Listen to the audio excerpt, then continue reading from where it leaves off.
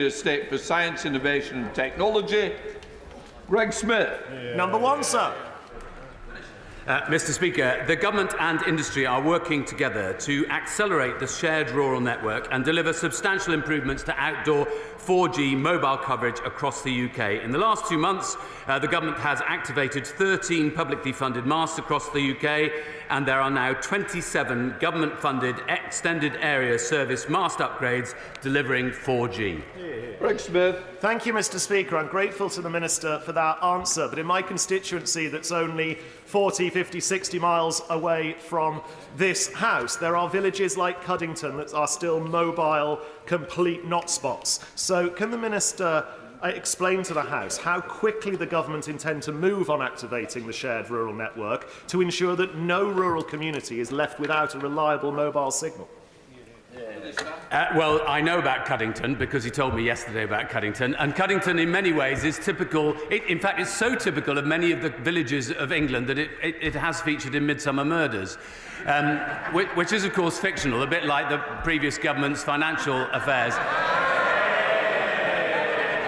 But I am very keen. I know we just prayed that we didn't. The desire to please is not part of what ministers are meant to do, but I do have a desire to please him and his constituents, and the government will work as fast as we can with the industry to try and develop 4G in his constituency. I'm very happy to arrange for a meeting between him and my officials to make sure that he has street-by-street analysis of how we can do this. Minister, Shadow Minister Dr Ben Spence. Thank you, Mr. Speaker. We welcome the recent update on expansion of 4G to rural areas under the Shared Rural Network project, particularly for businesses and farmers who are under such pressure at the moment with the recent Treasury announcements. Which Secretary of State should we thank for the planning, approval and funding of this vital infrastructure project? Of course, we support developing the whole of the plans under the Shared Rural Network and, for that matter, Project Gigabit, which were regularly announced by the previous government, but they never actually put any money into the budget. There was never a line in a DSIT budget that said this money is guaranteed for the future. We are putting our money where our mouth is, and we are determined to make sure that everybody has proper connectivity, because, frankly, it's essential to people's businesses, whether you're a farmer or any other kind of business up and down the land, and we will deliver that. Colin Naismith. Question number 2, Mr. Speaker. Mr. Speaker, we are improving digital connectivity in rural areas by rolling out 30 Project Gigabit contracts, filling in gaps that are not being met commercially, predominantly in rural areas, and by delivering better 4G mobile coverage and eliminating partial not spots through the Shared Rural Network. Colin Naismith. Thank you, Mr. Speaker. A number of my constituents in the village of Haslington have been in touch with me about poor mobile signal and digital connectivity in the village. In one particular example, a constituent was unable to contact emergency services in the event of a medical emergency. So does the Minister agree with me that the lack of progress on connectivity in our rural areas under 14 years of Conservative government is unacceptable? And will he meet with me to discuss how we can improve matters for my constituents? I'm very happy to meet with him, not necessarily with the honourable member that I'm already meeting with, but he's right that Haslington is a bit like Cuddington, exactly the same set of problems, and I'm sure that there are many members across the House who have very similar issues that they're burning to raise with me. I'm very happy to make specific arrangements so that members can meet with officials and go through these things case by case. Just in particular in relation to the 999 emergency that he refers to, I would be really grateful to have specific details, because all 999 calls from mobile phones should automatically roam onto another available network if they have no signal from their own provider. So I really do want to get to the bottom of the issue in that case. Thank you, Mr. Speaker. Could I add to the Minister's list of beautiful villages to visit the wonderful village of Cranley, Shamley Green, Peaslake, Gompshall and Bramley, who all are having big problems with their 4 and 5G mobile phone reception, not least because they need to use apps to pay for parking. Would he meet with me to discuss what more can be done to help these beautiful but also very economically important places? I'm very happy to meet with him as well. It's a series of audiences. I mean, I'm not the Pope, but it feels like it's a series of audiences that I'm going to be having over the next few weeks. But he's got villages, I've got villages. If only he knew somebody who'd been the Chancellor in recent years, who'd been able to deliver the financial support that we really needed to secure this investment. Thank you, Mr. Speaker. My constituents in the village of Crowthorne will really welcome the action that the government is taking to tackle this massive issue and support connectivity for phones and for 4G in rural and semi-rural constituencies. Can I ask the Minister for a meeting to discuss the issues affecting Crowthorne? I'm getting more popular day by day, which is unusual in my life. But, of course, I'm very happy to discuss the issues in Crowthorne. I should say that one of the things that really concerns me, Mr. Speaker, is that quite often the published version of what connectivity is available in everybody's constituency will say that you've got 92, 93, 95% of connectivity from all 4 operators. But actually, if you stand there with a mobile phone, you will not have any connectivity whatsoever. Now, I've written to Ofcom. Ofcom have written back to me, and they've said, for instance, that where the precise location, the coverage may be above or below the predicted level, leading to some consumers not getting the service they expected. There's a phrase for that, but indeed. Josh Bummerlinder. Thank you, Mr. Speaker. Organisations like Tech Resort in my constituency support people who are digitally excluded to become digitally included. Now, the Minister has a long list of meetings to go to, so I wonder whether instead I can ask the Right Honourable Member for Hove and Portslade whether he might come along the coast to the sunniest town in the UK to come and visit Tech Resort and hear more about the funding that they need to be able to power their work. I'm pleased to say that the Secretary of State says that he will indeed visit when he possibly can. But look, there's a really important point here, which is that poor digital connectivity excludes so many communities up and down this country. We have no chance of creating the economic growth that we want in this country unless we take the whole of the country with us, which is why it's so disgraceful that we've not had a proper digital inclusion strategy for 10 years. That's something we're going to remedy. Jerome Mayo. Number 4, sir. Question number 4. Yes, Project Gigabit has always been designed to deliver gigabit-capable broadband to premises that will not be met by the market, regardless of whether they are in urban or rural areas. And most premises, of course, deemed uncommercial by the market are in rural areas, but consistent evidence suggests that we will also need to intervene in some urban areas to achieve full national gigabit coverage. Funding will continue to be provided where it is needed. Thank you, Mr. Speaker. There's 11,500 houses which are going to be connected to fibre as a result of the Conservative policy of Project Gigabit. There's real concern that some of those are going to miss out if money is redirected from the rural communities to the urban communities. After the family farm tax, please can we cut rural communities a break? The vast majority of the spending in Project Gigabit, more than 90%, has of course gone to rural areas because those are the areas most in need. And there's absolutely no change in our policy to that. But there are some urban areas where there are significant problems as well, and we need to rectify those. He points out some of the issues in his own constituency. I'm very happy to provide him also with the meeting if he wants. And he's nodded, I see. That was great. Alex Burghart. Number 5, Mr. Speaker. Thank you, Mr. Speaker. Mr. Speaker, we want to boost investment in innovation and enable people in all regions of the UK to benefit from an innovation-led economy. That's why the spending review supports the UK's R&D ambition, with total government investment in R&D rising to a record £20.4 billion in 25-26. This is allowing us to extend innovation accelerators for another year, which will continue to bolster the West Midlands high-potential innovation clusters, funding the Midlands Industrial Ceramics Group through the Strengths in Places Fund, and supports the region's investment zone. Thank you, Mr. Speaker. Last month I was lucky to join Hellsoing College as they opened their new digital and media campus at Trinity Point alongside the Mayor of the West Midlands, Richard Parker. Would the Minister agree with me that excellent institutions like this are fundamental to supporting innovation across our region, and would she be so kind to come and visit us at some point in the near future? I'm grateful to my honourable friend for that question, and I do agree with my honourable friend that educational institutes such as are crucial for innovation. Halesowen College is one of the 5 colleges across the region supporting innovation and technical excellence within the local community through the Further Education and Innovation Fund. These facilities and expertise will help businesses develop a workforce with skills to take advantage of them, and I'll be delighted to visit the Trinity Point College if the opportunity arises. Victoria College, Liberal Democrats, but Thank you, Mr. Speaker. Increasing levels of innovation across the UK are crucial to unlocking growth and also solving some of our biggest problems. That's why I was worried to read about the Secretary of State when talking about multinational tech companies and saying that we have to apply a sense of statecraft to working with companies.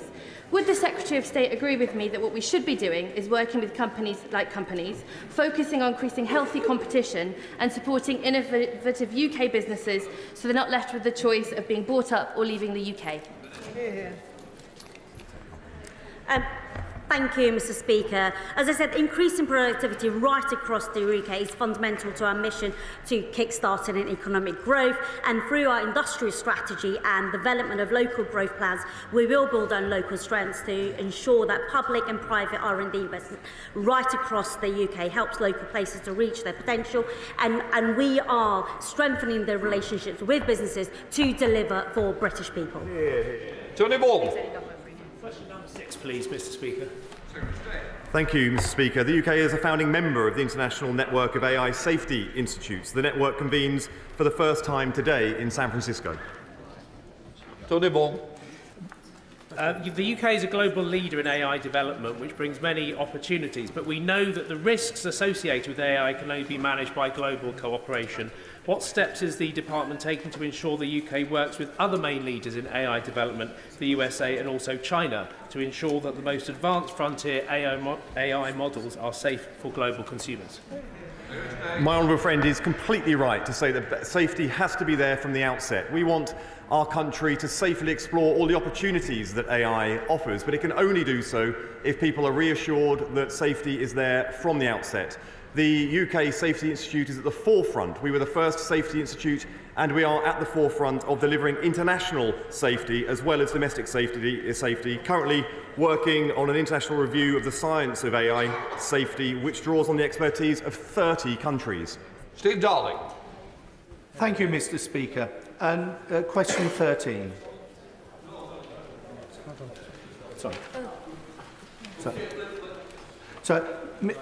Thank you, Mr. Speaker. May I ask the Minister what steps he will take to ensure that people who are visually impaired are able to engage with... Can I just say, we're not up to that number. We'll now go to Chair of the Select Committee, Chair Morrow. Thank you, Mr. Speaker. And my honourable friend rightly raises the need for research into frontier AI safety, and I welcome the government's commitment to protecting the public from future AI risks. But AI affects all our lives already. Today, my Select Committee launches an inquiry into algorithms, AI and their role in spreading online harm, as we saw in the terrible riots over the summer. As we build our evidence, how is he building the evidence base on AI, online harms and their social impact right now? I'm extremely grateful to the Chair of the Select Committee for choosing this as her first inquiry. It's an incredibly important area. This government is committed to the algorithmic transparency recording standard. The previous government reneged on its commitment to have individual departments releasing their standard statement each year. This government is committed to doing so again and will remain committed to reinforcing the fact that algorithms are there to serve people, not the other way around. Jim Shah. Thank you, Mr. Speaker. Thank the Minister very much for that response. Minister, there are many firms in Northern Ireland who have the capability, the experience, to be able to offer some advice in relation to achieving scientific research on AI safety. Has the Minister had I know he's very interested in Northern Ireland. Has the Minister had an opportunity to speak to the companies in Northern Ireland so we can play our part and how we take this forward? Thank you. I'm very grateful for the honourable gentleman's comment, and also reflecting the fact that acknowledging the interest that I have in Northern Ireland. I've visited Northern Ireland already since being appointed to meet some of the pioneering tech companies that are there. I will stay committed to making sure that this government recognises the talent that is across Northern Ireland, harnessing it for not just the domestic good, but the global good too. Alex Burghart. Mr. Speaker. Mr. Speaker, unfortunately, the UK's rollout of 5G has been far too slow. According to Open Signal, the UK ranks 22nd out of 25 European countries for 5G download speeds and availability after 14 years of Conservative rule. We're determined to change that, aiming to have higher quality standalone 5G in all populated areas by 2030. Alex Burghart. Thank you, Mr. Speaker. Access to 5G data is a real issue in Aldershot. According to Ofcom, a third of our households cannot connect to 5G, nearly 3 times the national average. What is the government doing to give residents in Aldershot and Farnborough the same data access as the rest of the country? And will the Minister make this work a priority? She's absolutely right. It has to be a priority, both for businesses, for families, for everybody engaged in her constituency, but it also for public sector. We want the MOD, for instance, in her constituency to be able to have the highest quality data access possible so that we can deliver a more effective government, a more productive government across the whole of the United Kingdom, and this will indeed be a priority for us. Ben Way. There's been great improvements to connectivity across Ceredigion, Preseli, but there remain total mobile hotspots such as Porthgain and a growing body of evidence collected locally that the connectivity reported by Ofcom doesn't quite stack up with the lived experience on the ground.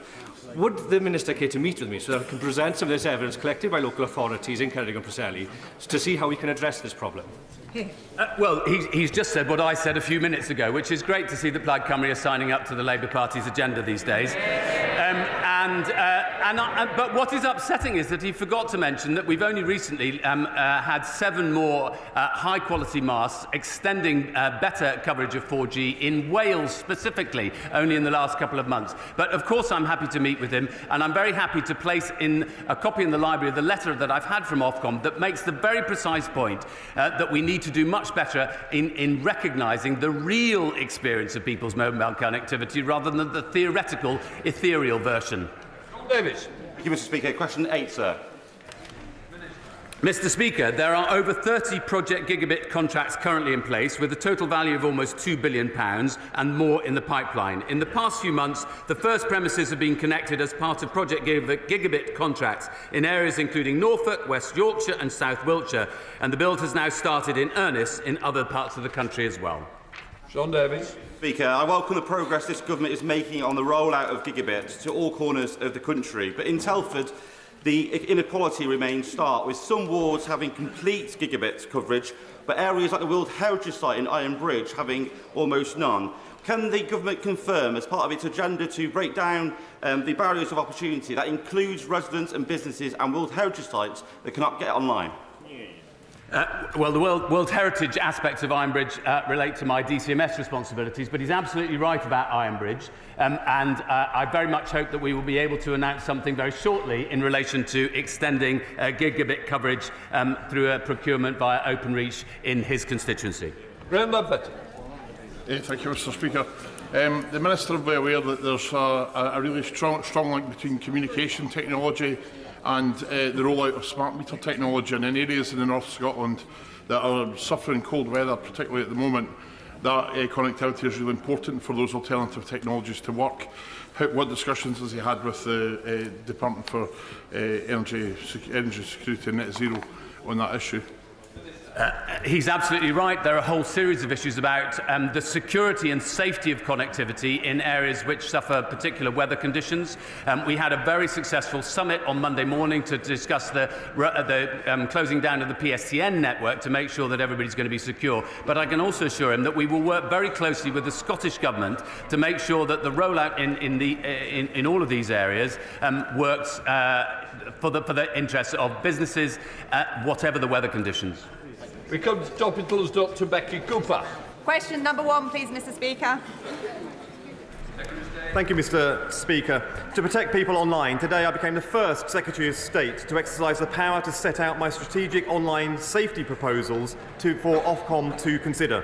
From increasing transparency to baking safety into social media platforms from the outset, these priorities will support government to monitor progress to act where our laws are coming up short.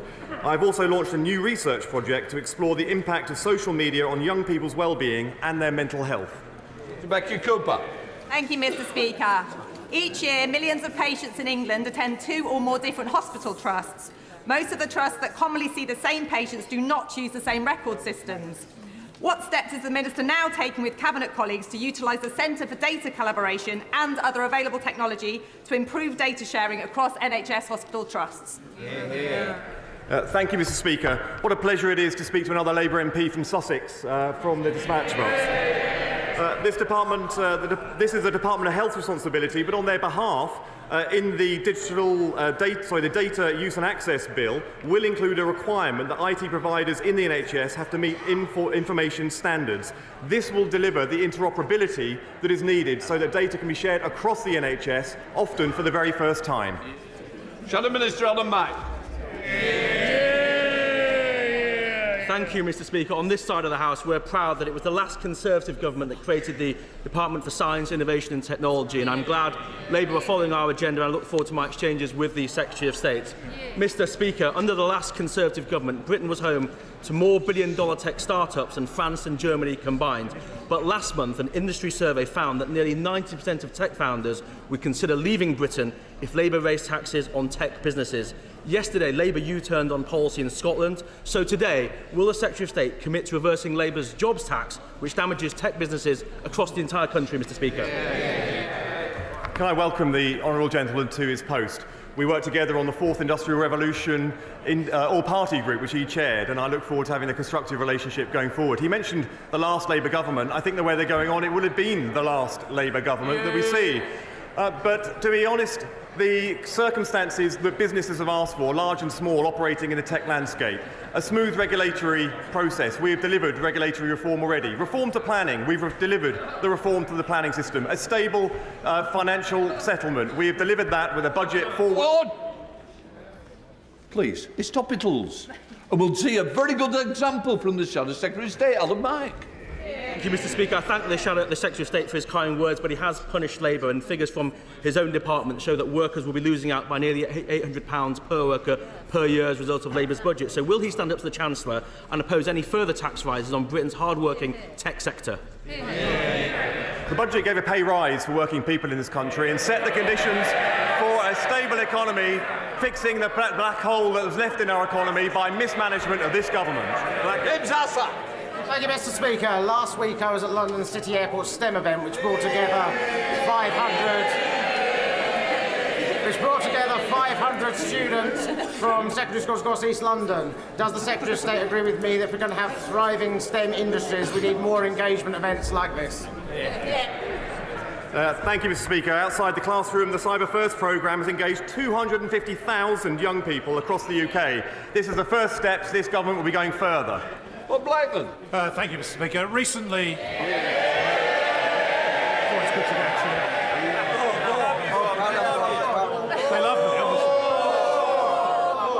Mr. Speaker, recently I hosted a briefing event for the People for Ethical Treatment of Animals, where strong evidence was presented that almost all drug research and research into other products could be done without abusing animals.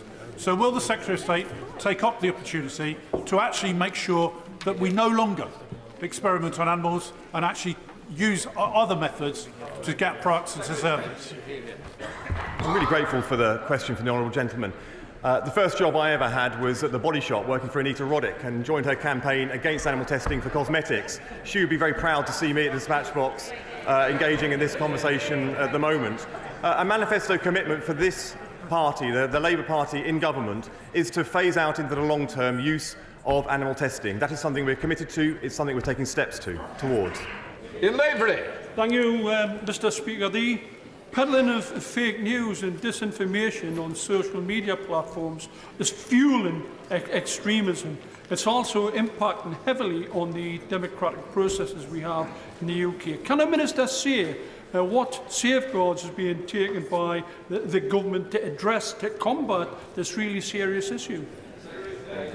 I'm extremely grateful for the honourable gentleman raising one of the most serious issues of our time. The Online Safety Act requires providers to specifically consider how algorithms will impact a user's exposure to illegal content and the children's exposure to content that is harmful to children as part of their risk assessment. I have introduced new measures to make sure that children are kept safe. Today, I issued a statement of strategic priority to Ofcom to insist that they continue to do so into the future. Sir David Davis, final question. Mr. Speaker, last year nearly 50 British universities were identified as having research ties with what were deemed to be very high-risk Chinese institutions. Yep. Subsequently, the intelligence services briefed 24 universities on resisting the infiltration attempts of foreign agencies, but the Intelligence and Security Committee's report says that it's highly likely that joint UK-China research projects are used for military purposes. What is the department doing to protect both our research and our security? I'm grateful for the question. This government is working closely both with individual universities, the university sector and our intelligence community to make sure that our research is world-class but is also safe and secure. Right, we now come to questions to the Deputy Prime Minister, Belrabira Ade. Question number 1, please, Mr. Speaker.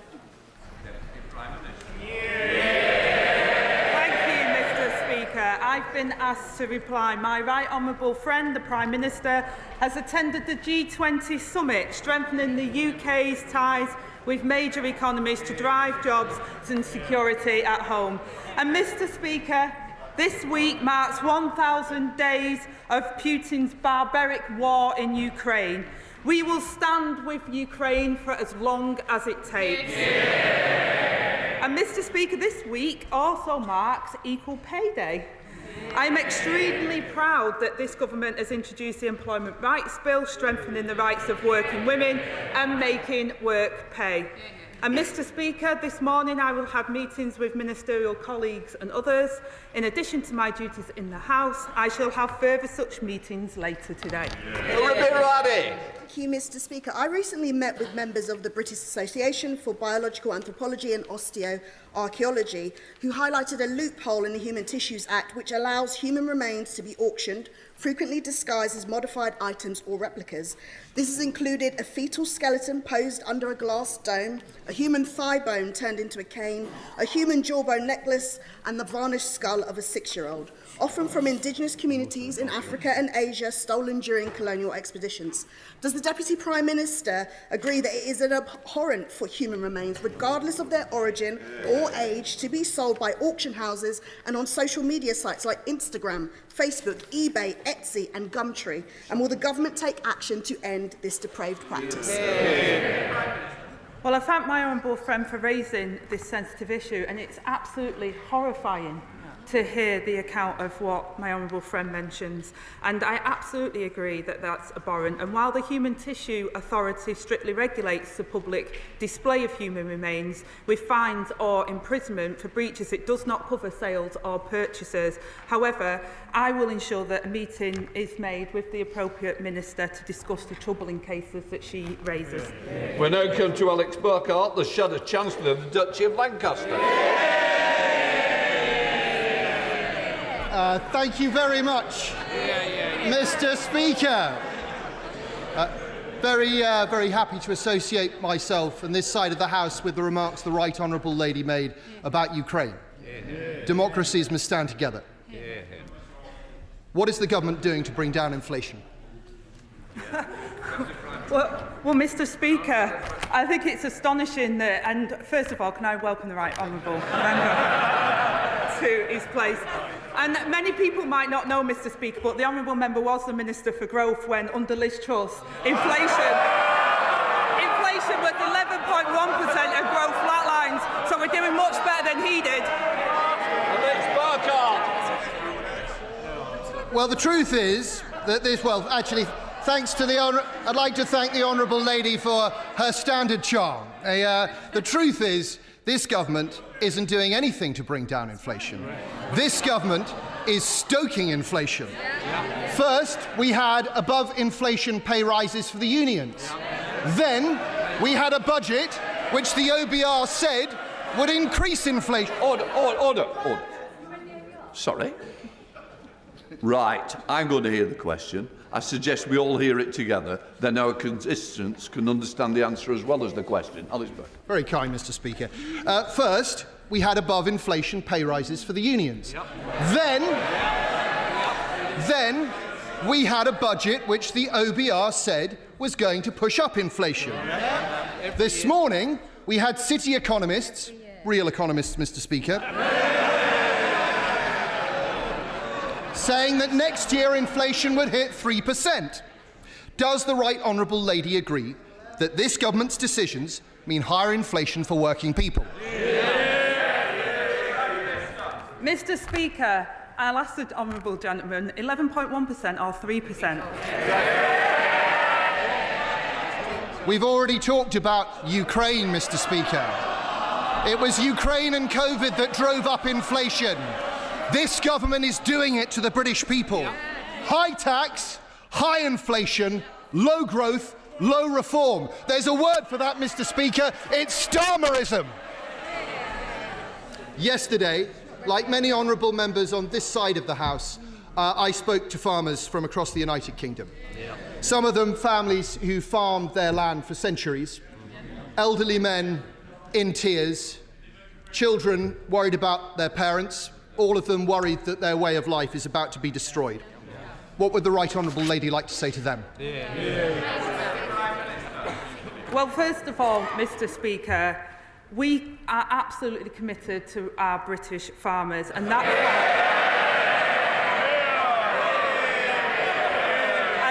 why we've committed £5 billion to the farming budget over the next 2 years. That's the largest ever amount for sustainable food production in the UK. And it's alongside £60 million, Mr. Speaker, to support those affected by extreme wet weather, and over £200 million to tackle disease outbreaks. His party couldn't even get the money out the door for farmers, failing to spend over £300 million on farming budgets. The farmers know they ruined it for them, and that's why we're in government and they're not. Well, perhaps the Right Honourable Lady thinks that everyone came to London yesterday to thank the government. Let's look at the facts. A typical mid-sized 360-acre family farm in the constituency of my Right Honourable friend for Thirsk and Moulton. They've spoken to their accountant. Their new liability because of this government is £500,000. That's 12 years' worth of profit. When this generation passes away, that farm will become totally unviable, and it's just one of thousands and thousands of similar farms. It's clear the government hasn't got its facts right. The Central Association for Agricultural Valuers, the real experts in this field, say so. The NFU says so. They're shortly to publish a report showing that 75% of all commercial farms will fall above the threshold. If the government isn't going to reverse this terrible policy, will the Right Honourable Lady at least commit that there will be no further increases to inheritance tax and no further reductions to agricultural property relief or business property relief in this Parliament? Well, Mr. Speaker, he talks about the facts, and I absolutely stand by the figures the government has set out. And the vast majority of estate owners will be totally unaffected. He wants to talk about the figures, Mr. Speaker. I will be crystal clear. The vast majority of estate owners will see no change and pay no tax on land passed on valued at £1 million. Couples can pass on £3 million, Mr. Speaker, tax-free, and those above the thresholds will pay only half the normal rate and can pay over 10 years interest-free. This is just another part of the budget that's unravelling, Mr. Speaker. Everyone here and all the farmers at home will have heard there was no guarantee there. We know what that means. They're coming back for more. And even if the Honourable Lady had made a promise today, it wouldn't have been worth a fig. We know that the Environment Secretary, before the election, promised the farmers this wouldn't happen. Labour promises get broken. Let's put all of this into context. The Treasury says the family farms tax will raise, on average, £441 million a year. The Treasury also says that the public sector pay rises the government announced in July will cost £9.4 billion a year. That's over 21 times as much. Why does the government think that above-inflation pay rises for the trade unions are worth so... Order! Now then, I don't need any more from the second bench. Can I just say, please, less of it. We've had a bit of a run-in recently, and I don't need to have any more. Right. Deputy Prime Minister. Thank you, Mr. Speaker. I think it's an audacity for the honourable gentleman to stand there and suggest in some way that Labour broke promises or raised taxes. I'll school the honourable gentleman. It was his government that raised taxes to the highest level for a generation. It was his government.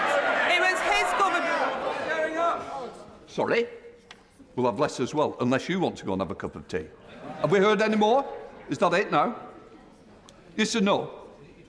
Absolutely. You're the one that was mouthing. Well, I'm sorry, you must be able to do it like a ventriloquist dummy. Prime Minister. It was his government that crashed the economy, that saw inflation rise to 1.1% and growth flatline. It was his government that spent the reserves 3 times over. I'll take no lessons from the honourable gentleman. Alex Burghart. I understand why the right honourable lady doesn't want to answer questions about the terrible choices the government have made. It's because the truth is ugly. The truth is that this is a punishment meted out to people who don't vote Labour.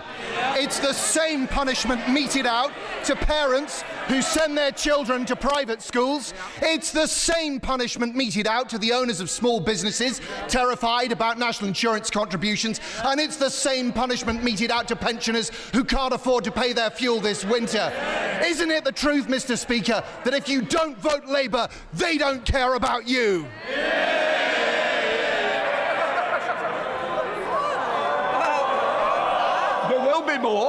There will be more, and it won't be what you want more of. Deputy Prime Minister. Well, Mr. Speaker, after that display, he clearly didn't recognise the result of the general election. And has learnt nothing. While this government has been fixing the mess that they left, the Conservatives have been desperately trying to rewrite history. They come here every week jumping on a new bandwagon, taking a new pot shot, but absolutely no word on what they'll do differently. Last week, the Leader of the Opposition admitted she supported Labour's plans to invest in NHS, schools and homes. But what they want is all the benefits of the budget, Mr. Speaker, but have no idea how they'll pay for it. Mr. Speaker, the faces may change, but it's the same old Tory party. Straight back to putting everything on their credit card, spending their reserves 3 times over. We took the difficult decisions to fix the £22 billion black hole that they left behind, and while they're reinventing the past, we're investing in the future. Andy MacDonald. MacDonald. Thank you, Mr. Speaker. In a new report, Human Rights Watch have set out irrefutably how Israeli authorities are committing the war crimes of forcible transfer in Gaza, which amounts to crimes against humanity. Israel's evacuation system fails to ensure civilian safety. Civilians are not provided with access to health, nutrition and shelter, compounded by the banning of UNRWA, with much of Gaza now uninhabitable. Will the government acknowledge that Israel has carried out mass forced displacement in Gaza, and will it take concrete measures on arms trade and Israeli officials in order to comply with its duty to prevent genocide and protect Palestinian lives? Thank you, Mr. Speaker. The situation in the Middle East is catastrophic, and I know the whole House is horrified at the terrible loss of civilian life. We are calling at every opportunity for an immediate ceasefire with the release of the hostages and more aid into Gaza. But we do urge Israel to ensure that UNRWA can continue its life-saving work, something the Foreign Secretary has discussed directly with the Israeli Foreign Minister. And we've imposed sanctions in response to appalling incidents of settler violence and suspended export licences for arms following a review that found a clear risk that they may be used to commit or facilitate violations of international law. And we will continue to seek to a two-state solution with a secure Israel, Mr. Speaker, alongside a viable and sovereign Palestine. Come to Daisy Cooper, the Deputy Leader of the Liberal Democrats. Thank you. Thank you, Mr Speaker. May I associate myself and the Liberal Democrats with the Deputy Prime Minister's remarks on Ukraine? Ahead of the budget, I warned the Deputy Prime Minister that increasing national insurance contributions on social care providers would make the crisis in social care worse. Now, OBR figures suggest that the increase in NICs will cost more to social care providers than the money that the government has announced for that sector in the budget, meaning that that measure alone could withdraw £200 million out of the sector. Will the Deputy Prime Minister speak with the Chancellor to make sure that, at the very least, health and care providers are protected from taking the hit? Well, I thank the honourable member for that question, and the Chancellor is sat near me, and I know that through those discussions that we had, that we wanted to ensure that we protected social care. That's why we confirmed £600 million of new grant funding for social care next year, Mr Speaker, an uplift to local government spending and an £86 million increase to the Disabled Facilities Grant. Our Employment Rights Bill will help deliver the first ever fair pay agreement for social care sector as well, and we'll also make sure that the NHS is funded to help with the social care situation as well. Thank you, Mr Speaker. It's clear that the social care providers will be worse off, so I do urge the Deputy Prime Minister and the Chancellor to look again at that. Somebody else who was very worried about the budget is Cathy. Cathy is a farmer in my constituency of St Albans, and she told me yesterday that she thinks the government changes simply do not make sense. The changes mean that her family may have to pay a bill which will force them to sell land, which makes food production unviable. At the same time, the government has not closed the land buying tax loophole that can be exploited by equity firms and the super wealthy. Farmers told me yesterday that they feel like they were betrayed by the Conservatives, and they now feel they were betrayed by the Conservatives.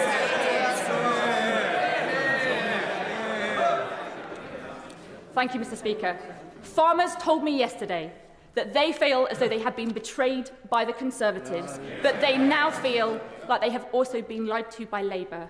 Will the Deputy Prime Minister think again on this measure so that our farmers can feed Britain? Well, again, Mr Speaker, I'm sorry to hear that Cathy is distressed by what I would say is scaremongering around what the Labour Party is doing.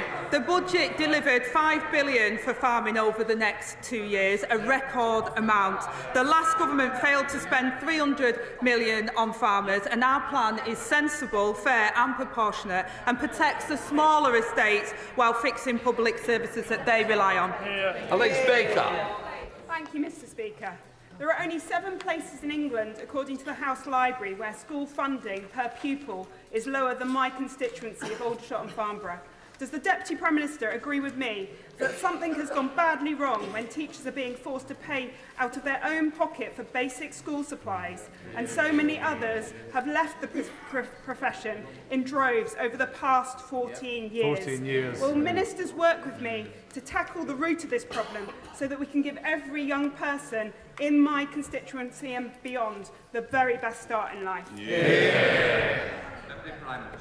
Thank you, Mr Speaker. And every child deserves the opportunity to succeed in school and beyond. And I'm sorry to hear of the experience in her constituency. Last week I visited Raisingfield Primary School in my constituency, whose school council had a lot to say about the resources to our schools, and we have increased the core schools budget by £2.3 billion next year, increasing per pupil funding in real terms. And as her constituency, home of the British Army, I know she will also welcome the expansion of childcare support to service families deployed overseas, saving families around £3,400 a year, and I'm happy to ensure she gets a meeting with the relevant minister. Anderson. Thank you, Mr Speaker. Just a few weeks ago, from that dispatch box, the Minister for Rural Affairs said that he'd been congratulated by a farmer over the introduction of the inheritance tax. Now, I think this farmer must have been a cannabis farmer, because just yesterday we had 10,000 farmers on Whitehall protesting against this madcap decision. So does the Deputy Prime Minister agree with me that this decision should be thrown in the trash can along with Rachel from Accounts' CV?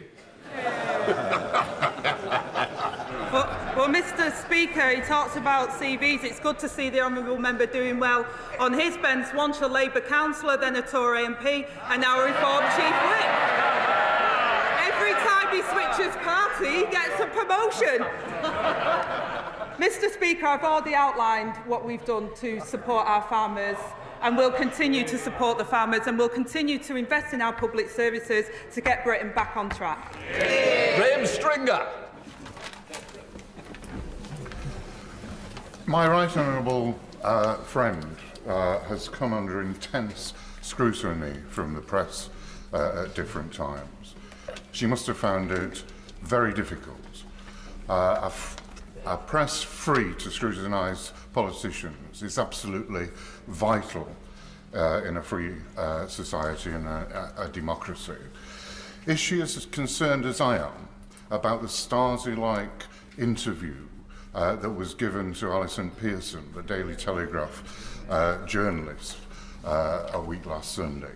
And does she agree with me that the Essex Police Force and other police forces would be better trying to deal with shoplifting, burglaries and other crimes rather than intimidating journalists?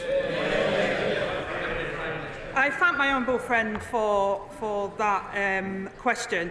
And also, it is incredibly important around free speech and our press. It's part of our democracy, but it's also in direct response to his question. Of course, police are independent and it's a live investigation, and therefore it wouldn't be appropriate for me to comment on that. But I do believe that we should have a free press. It's part of our democracy, and we should have free speech. But with that comes responsibility of those that do it. So keep that. Thank you, Mr Speaker. Yesterday I met with three constituents in Parliament, Duncan Hawley, his wife Nicola and his 10-year-old daughter Hattie. Duncan is a sheep farmer and he stewarded his family farm for most of his life. He's outraged and hurt and worried about the government's deeply damaging family farm tax. And he's deeply worried about food security, food inflation and whether we'll even be able to pass that farm on to future generations. So my question to the Deputy Prime Minister is very simple. Why has this Labour government declared war on British farmers? Well, I say to the honourable member and to Duncan and Nicola that this government hasn't declared war on farmers. The vast majority of farms will not pay any inheritance tax, and we have protected them. We have been as generous as we can, and the farmers rely on our public services like everybody else. We inherited a £22 billion black hole from the Conservatives, who spent reserves 3 times over. We are investing in our schools, our hospitals, our public services and housing. And if the honourable gentleman wants to suggest what he would do differently, if he doesn't agree with that, like the Leader of the Opposition, then he should say so.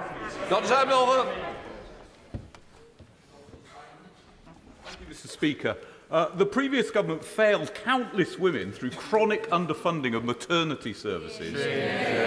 At Stroud Maternity Hospital, postnatal beds have remained closed for over 2 years. Local midwife-led units like Stroud deliver fantastic quality of care for women whilst having really low intervention rates during birth. Can the Deputy Prime Minister outline what steps this government will take to improve maternity services? Yes. Well, I thank my honourable friend for that question. I'm sorry to hear about the situation in Stroud, and I thank him for raising this important issue for women in his constituency. The Gaza report clearly set out that under the previous government, the NHS was broken, with patients waiting too long for care. We're committed to ensuring that all women and babies receive safe, compassionate and personalised care through pregnancy, birth and critically following those months ahead. We will ensure maternity services deliver the best outcomes for patients as we invest to build an NHS fit for the future. Roberts. Diolch yn fawr iawn, Yfarydd. Now, I know how much professional care work means to the Deputy Prime Minister. Carried care homes in Porthmadog tell me they won't be able to absorb the additional exorbitant costs imposed by her government's budget. They tell me they believe this poses a threat worse than COVID to their business. Wow.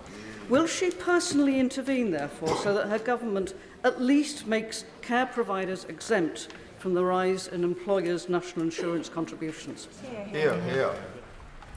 Well, she's absolutely right to say that I absolutely value the work of care providers and carers across the whole of the UK, and that's why we've put additional funding in through the budget as well. And we've also been making sure that care providers and those that work in the charities, including hospices, amongst the tax regime provides the most generous amongst in the world, Mr. Speaker. This includes tax release for charities and their donors worth over £6 billion for the tax year of April 2024. We put record funding into our NHS. We've increased funding into adult social care and children's social care, and will continue to support our public services that were left on the knees by the last government. Glenn Thomas. Thank you, Mr. Speaker. 2 weeks ago today, the Chancellor announced a historic £22.6 billion investment into the NHS because it is our duty to rescue this country's health service after 14 years, sadly, of mismanagement, underinvestment and, unfortunately, also misleading announcements from the party opposite. In Plymouth, Derriford Hospital, where I represent, serves not just my constituency, but 19 constituencies across the South West. It is the only major trauma centre for adults in the South West. However, we have really suffered from those decisions from the Conservatives. Can the Deputy Prime Minister outline how that historic investment is going to make its way to Plymouth?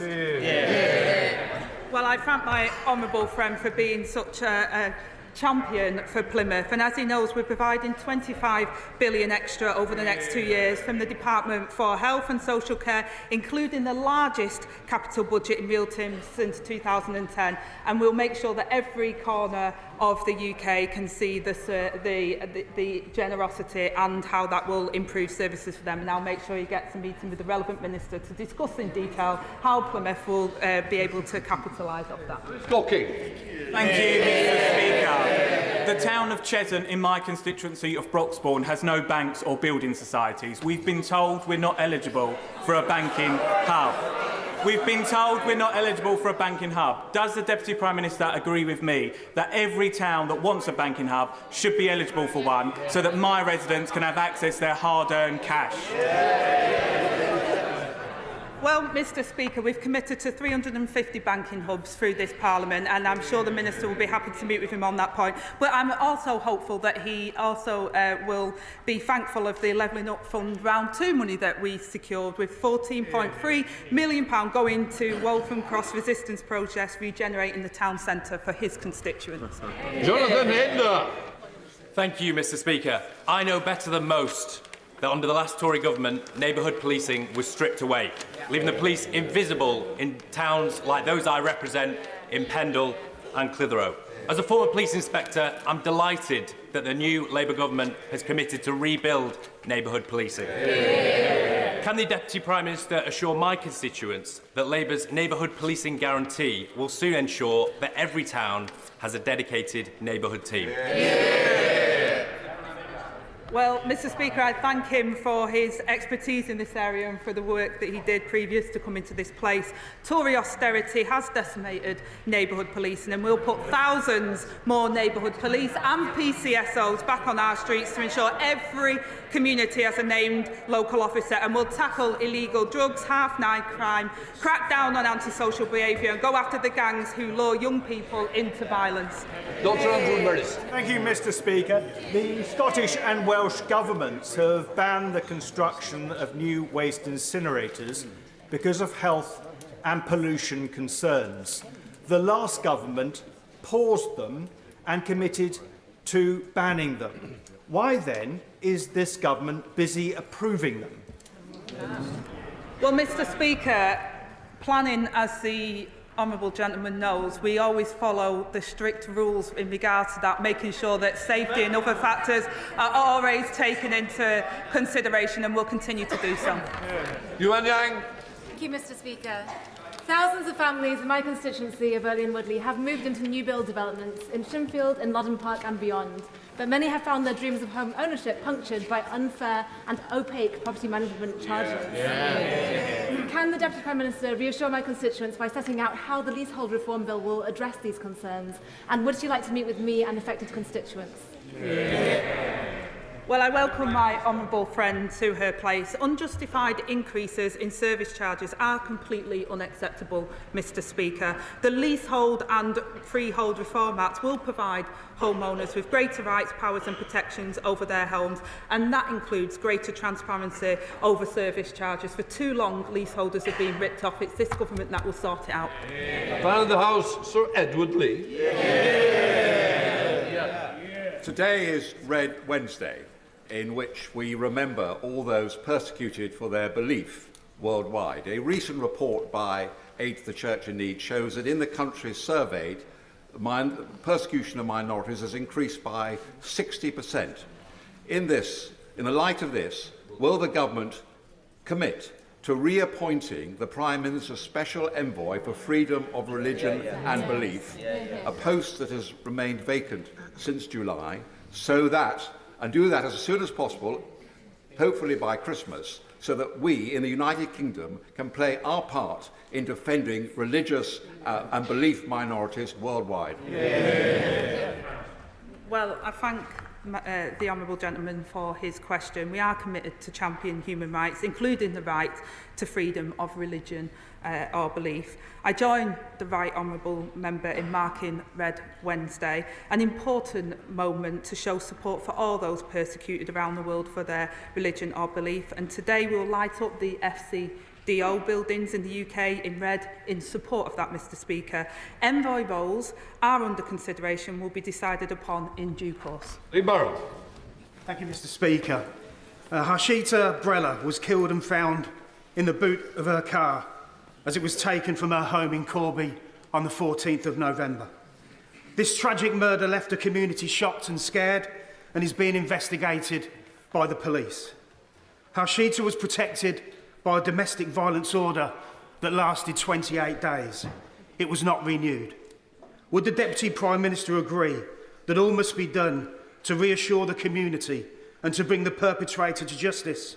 And would she further agree that in some circumstances, domestic abuse orders should last longer than 28 days when the victims are most vulnerable? I thank my honourable friend for raising this case, Mr Speaker. Hajita's family, my thoughts are with her family in this horrifying set of circumstances where Hajita should have been protected and felt protected. This government is committed to halving violence against women and girls, Mr Speaker, and we continue to do our work, hopefully across this House, to make sure that we can end circumstances where Hajita faced and we can stop this kind of barbaric action. Lincoln Jack. Thank you, Mr Speaker. The Spelthorne Litter Pickers are an outstanding organisation of 1,000 volunteers who do great work up and down my constituency, come rain or shine. And last week they were awarded the King's Award for Voluntary Service.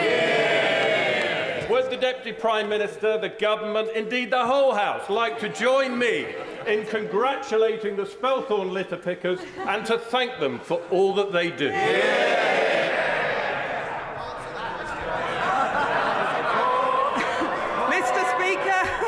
What can I say? I absolutely agree with the honourable gentleman, may I say my honourable friend, in terms of the Spelthorne Litter Pickers, and say what an important role across all of our constituencies where local communities come together and volunteers help, in particular young people as well do a lot of this in our constituencies, Mr Speaker. So I think across the whole House we congratulate them on their award and those that do the voluntary work and support our community. Barker. Thank you, Mr Speaker. I draw the House's attention to my register of interests as a very proud trade union member. In 2019, the party opposite promised to deliver an employment bill that would protect and enhance workers' rights in the UK. And like so many of their promises, they never delivered.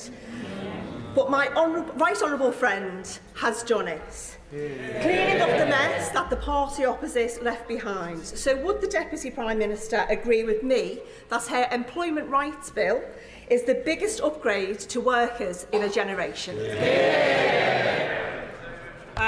Thank you, Mr Speaker. And Declaring an interest, me and my right honourable friend used to be conveners for Unison North West as well, and I champion the work that she's done on behalf of her constituents and for working people of this country. The government is delivering on its plan to make work pay and to ensure that employment rights are fit for a modern economy. And the Employment Rights Bill will benefit people in some of the most deprived areas of the country and will save them up to £600 per year in lost income from hidden costs of insecure work. So I commend the work that many honourable members, some across the House and in particular on our benches, that have brought this bill to fruition.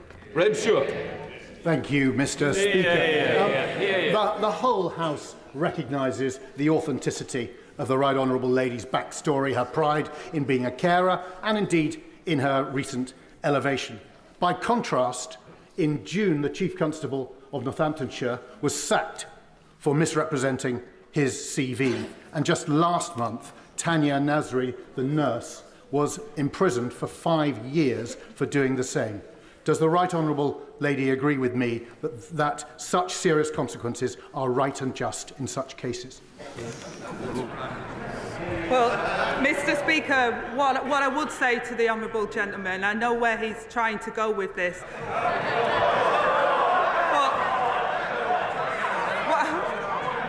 while it's tempting, what I would say to the honourable gentleman is, sorry, the right honourable gentleman, I do apologise. What I would say to the right honourable gentleman is our Chancellor in the last 4 months has shown more competence than the last 4 Chancellors that he had. Thank you, Mr. Speaker. My home city of Edinburgh, despite being Scotland's capital, is the lowest funded per head local authority in Scotland, due to austerity inflicted on us by the SNP in Holyrood. That means great projects like the Ripple face closure. Now that my right honourable friend, the Secretary of State for Scotland, has secured the biggest block grant to Scotland in the history of the Scottish Parliament, will the Deputy Prime Minister work with me to ensure the Scottish Government uses that to end austerity for my constituents? I absolutely agree with my honourable friend. It's entirely right to raise the impact of SNP's irresponsible management of Scotland's finances and the austerity that they're inflicting on his constituents. Our budget rejected a return to austerity, and we delivered the largest funding settlement for Scotland in real terms since devolution. The result of the budget is clear, Mr. Speaker. The SNP have the powers, they have the money, they have no more excuses. Thank you very much, Mr. Speaker. I was contacted last week by a constituent whose husband has stage 4 bowel cancer. He had a routine scan in June but didn't receive the results until early November. And unfortunately, within that period, he received unsuitable chemotherapy and his cancer has progressed. Given that Shropshire has the worst record in the country for CT and MRI scan results, can I ask the Deputy Prime Minister the same question that my constituent has asked me? When is the government going to address this problem? Well, I'm sincerely sorry to hear about your constituent's husband and the terrible diagnosis at stage 4 and the delays in that. We've set out before how difficult the inheritance was in terms of the cancer diagnosis waiting list. People are waiting far too long for treatment. It's why the Chancellor put record money and funding into our NHS so that we can catch cancer on time. And I know that the Health Secretary is determined to do this, and it's a personal endeavour to him to make sure that people are not having to wait and don't end up in the circumstances that are so tragic for your constituent. Just for the record, I'd like to apologise to Mr Kruger. I got the wrong person. Mr Wilder's now owned up to it. What I would say is don't...